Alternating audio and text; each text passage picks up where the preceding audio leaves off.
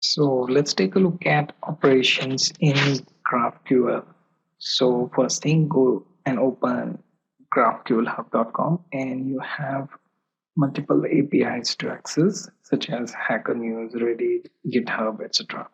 So what we're going to do is we are going to just create two set of operations, and I'll show you how to call them and how to execute them separately. So let's create our first operation. You can write your query by simply using these two brackets, or you can use query and then name your query. So let's say get GitHub repo is the name of your query, inside which you can call for GitHub. Okay, so here I want to make request for, let's say, Express and Express.js.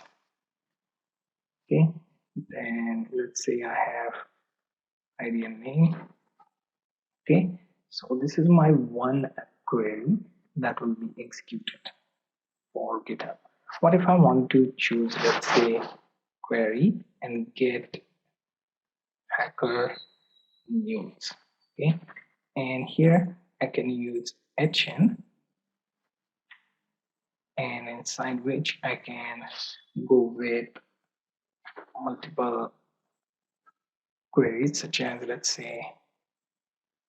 go with top stories. Okay, so we have limit now offset here. If you want something simple, then you can choose show stories or even job stories.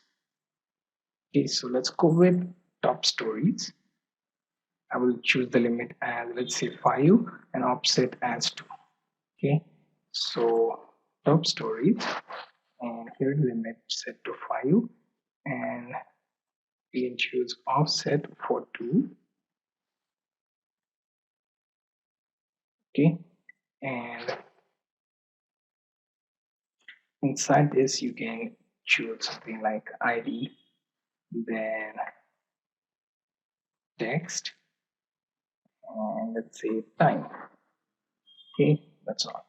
Now what we can do here is we can choose to run between these two set of operations, and your GraphQL Hub will remind you to choose between the two operations. So let's say if I want to run GitHub, then I can run from this execute query and click on get GitHub repo.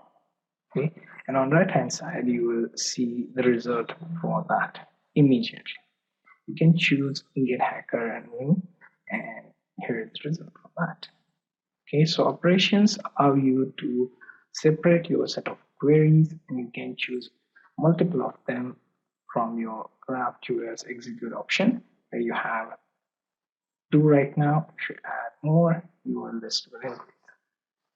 Okay, so this is basic GraphQL query operation.